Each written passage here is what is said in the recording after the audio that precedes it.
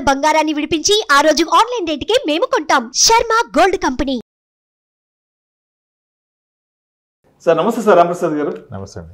రాంప్రసాద్ గారు, ఇప్పుడు mutual funds విషయానికి వస్తే ప్రతి ఒక్క అడ్వైజర్ గానీ, ప్రతి ఒక్క ఫినాన్షియల్ ప్లానర్ గానీ, ప్రతి ఒక్క అవసరానికి అందరూ ఎస్ఐపి చేయండి అని ప్రతి ఒక్కరు ఎస్ఐపి గురించి చెప్తుంటారు. ఈ అడ్వైజర్ని కలిసినా, ఏ ఫినాన్షియల్ మేనేజర్ని కలిసినా కూడా. అయితే రాంప్రసాద్ గారి దగ్గరకు వస్తే ఎవరెవరికి ఎస్ఐపి కావాలంటారు, ఎవరెవరికి ఎస్ఐపి వద్దంటారు? అంటే ఏ కేటగిరీ ఆఫ్ పీపుల్ని ఎస్ఐపి చేయమంటారు, ఏ కేటగిరీ ఆఫ్ పీపుల్ని ఎస్ఐపి వద్దంటారు? ఎందుకంటే అందరూ కావాలని చెప్తారు, బట్ రాంప్రసాద్ గారు వద్దని చెప్పడానికి ఎటువంటి కారణాలు ఉంటాయి? తప్పకుండా విష్ణు గారు. ఎస్, ఎస్ఐపి ఎవరు చేయాలని కాదు, చేయకూడదు ఎవరు లేరు, కానీ ఎవరు చేయకూడదో చూద్దాం. ఏ కండిషన్స్లో ఉంటే మీ ఫైనాన్షియల్ స్టేటస్ మీరు ఎస్ఐపి చేయకూడదు, ఇది చాలా ఇంపార్టెంట్. ఓకే, ముందుగా ఎవరికైతే health insurance and term insurance సరిపడలేదో వాళ్ళు ఎస్ఐపి చేయొద్దు. మీరు ఆల్రెడీ ఎస్ఐపి చేస్తున్నారా, హెల్త్ టర్మ్ లేదా, ఆపేయండి ఎస్ఐపి. ఆ డబ్బులు తీసి ఇమ్మీడియట్గా health insurance and term insurance తీసుకోండి. ఇప్పుడు ఇల్లు కడతానన్నాను అనుకోండి సార్, నేను 4 రోజులు కడదామని ఆలోచన ఉంది, నాకు పెద్ద ఆశ. అప్పుడు ఏం చేయాలి? నేను ముందుగానే పిల్లర్ స్ట్రాంగ్గా వేసుకోవాలి. ఈ పిల్లర్ స్ట్రాంగ్గా ఉంటే నేను పైన ఎన్ని వేసినా విస్టాండ్ అవుతుంది. తక్కువ ఖర్చులో పిల్లర్స్ వేసి పైన గట్టిగా కట్టుకుంటే గాలివాన వస్తే పడిపోతుంది. మన ఫైనాన్షియల్ ప్లానింగ్కి పిల్లర్సే ఈ health insurance and term insurance. వీటిని ఎంత స్ట్రాంగ్గా పెట్టుకోవాలి. 5 లక్షలు ఉంది కదా, ఓకే సరిపోద్ది అని అనుకోవద్దు. ఇప్పుడు 5 లక్షలకి ₹1 కోటి పాలసీకి తేడా ఉండదు. ఇది ఎంత బోరింగ్ అయినా చెప్పాల్సిందే ఇన్సూరెన్స్ కాము. సో 2 పిల్లర్స్ స్ట్రాంగ్గా పెట్టుకోండి, హెల్త్ అండ్ టర్మ్ ఇన్సూరెన్స్. అవి ఉన్నప్పుడు ఇప్పుడు నేను నెలకి 30,000 ఎస్ఐపి పెడితే 15 నెలలకు 2 కోట్లు అవుతుందని చెప్తున్నాం కదా. 15,000 పెడితే 1 కోటి, 30 పెడితే 2 కోట్లు. వీడి 3 నెలలకు పోతే ఏమవుద్ది? 90,000 ఉంటుంది కదా. 5 ఏళ్ళు కట్టినాక ఇంట్లో ఎవరికైనా ఆరోగ్యపరమైన ఇబ్బంది వస్తే మొత్తం వెళ్ళిపోతుంది కదా. సో మీకు ఎడిక్వేట్గా ఇన్సూరెన్స్ లేకుండా ఎవ్వరూ ఇన్వెస్ట్మెంట్ చేయొద్దు, ఎస్ఐపి ముట్టుకోవద్దు. ఉన్న ఎస్ఐపి ఆపేయండి. ఆ డబ్బులు తీసేసి ఎక్కడో ఒక దగ్గర ఒక సరిగా పనికొచ్చే ఇన్సూరెన్స్ తీసుకోండి. ఒక టర్మ్ ఇన్సూరెన్స్, హెల్త్ ఇన్సూరెన్స్, ఫ్యామిలీకి మంచి హెల్త్ ఇన్సూరెన్స్ సరిపడా. అది కూడా సరిపడా, మళ్ళీ ఏదో తీసుకున్నాను మామ అనిపించద్దు. సరిపడా తీసుకోండి. మీరు రీసెర్చ్ చేసి బెస్ట్ తీసుకోండి. అవదని హెల్ప్ తీసుకుంటే తీసుకోండి, కానీ ఖచ్చితంగా తీసుకోండి. నాకు హెల్త్ లేదు సార్, ఎస్ఐపి ఉందంటే ఎస్ఐపి ఆపేయండి ఇప్పుడు. ఎందుకంటే ఎస్ఐపి కట్టడానికి డబ్బులు ఉన్నా కానీ హెల్త్ ఇన్సూరెన్స్ కట్టడానికి డబ్బులు లేవు. ఏది ఇంపార్టెంట్? హెల్తే కదా ఫస్ట్. మరి అది వదిలేస్తున్నారుగా. ఇప్పుడు ఫస్ట్ ఇన్సూరెన్స్ లేకుండా ఇన్వెస్ట్మెంట్ వద్దు, ఫస్ట్ అది. నేనైతే ఎవరిది తీసుకోను. ఆ 2 లేకపోతే నేను ఇన్వెస్ట్మెంటే తీసుకోను. ఎన్ని ఆస్తులున్నా అనుభవించడానికి ఆరోగ్యం ఫస్ట్ చేతిలో ఉండాలి కదా.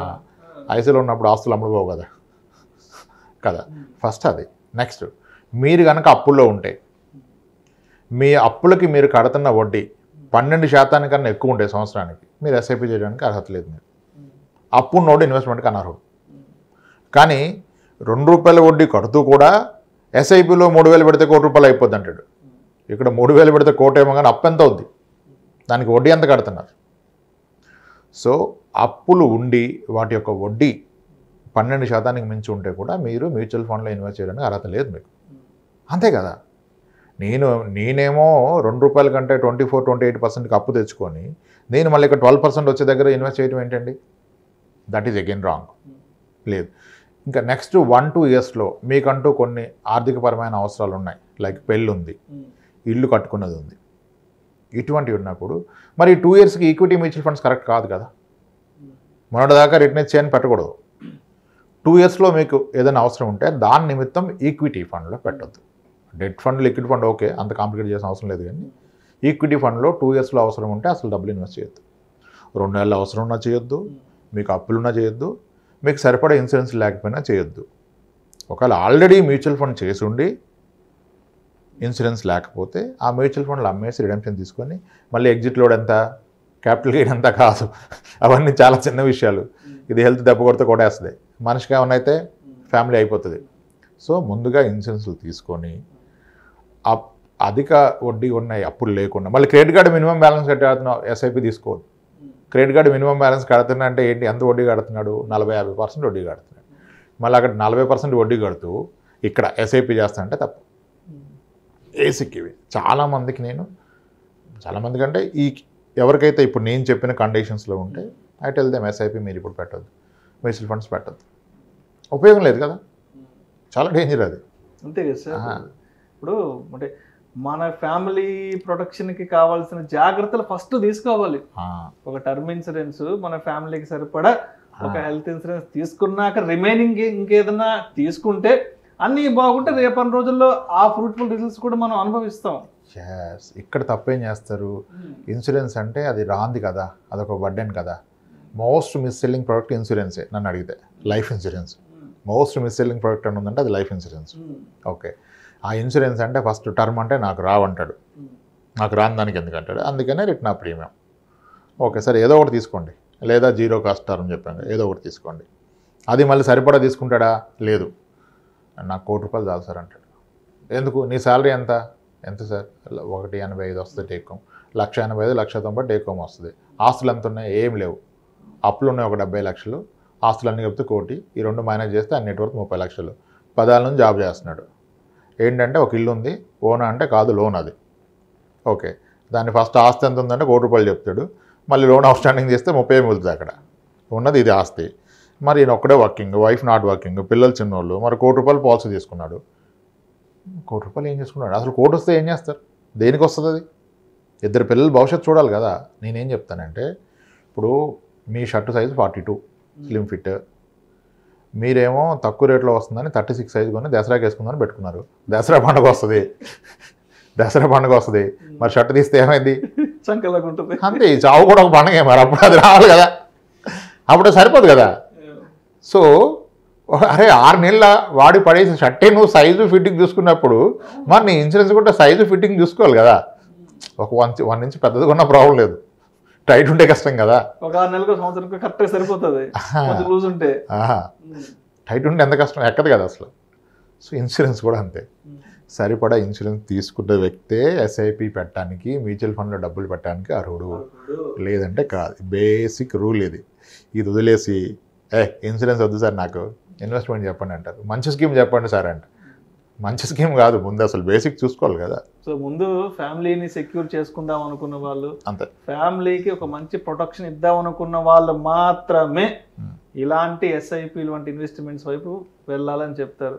ముందు ఫ్యామిలీ గురించి పట్టించుకోకుండా ఎస్ఐపీలను ఇంకో ఆలోచనలు చేయొద్దు అంటారు. అంటే ఎట్లా ఉంటుంది అంటే 2,000 పెడితే ₹1,00,00,000 అవుద్ది, 3,000 పెడితే 60,000 ₹1,00,00,000 అవుద్ది, అవన్నీ మిస్లీడింగ్ కదా సార్. ఇప్పుడు 60,000 ₹1,00,00,000 ఏం చేసుకుంటాడు, 60,000 కోటికి విలువ ఉంటుందా, మంచాన్ని పడ్డాక 1,00,00,000 పనికి రావు కదా. అసలు వీడికి ఏం అవసరం అది చూసుకోవాలి కదా.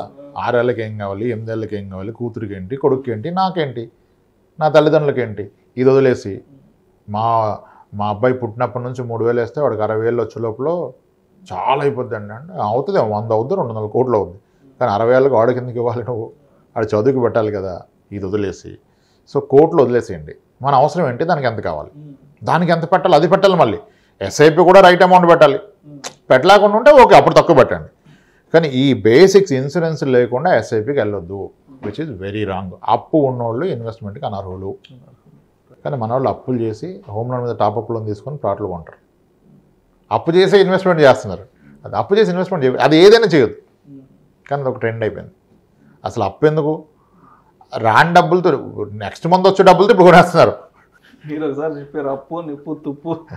80% ఆఫ్ ద పీపుల్ అంట ఆడు మంత్ 20th కల్లా శాలరీ వాడే, నెక్స్ట్ మంత్ శాలరీ వాడేస్తే ఈ మంత్ శాలరీ అయిపోద్ది.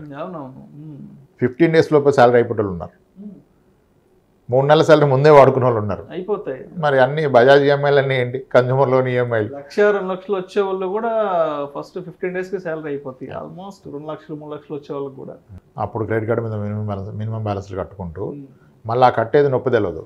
ఇక్కడ మాత్రం మళ్ళీ ఎస్ఐపి చేస్తుంటారు, ఒక 10,000 పెడదాం, 20,000 పెడదాం, వద్దు ఆపేసేయండి, అవసరం లేదు. అప్పు ఉన్నప్పుడు ఇన్వెస్ట్మెంట్ పెట్టదు. Thank you so much Ramprasad గారు.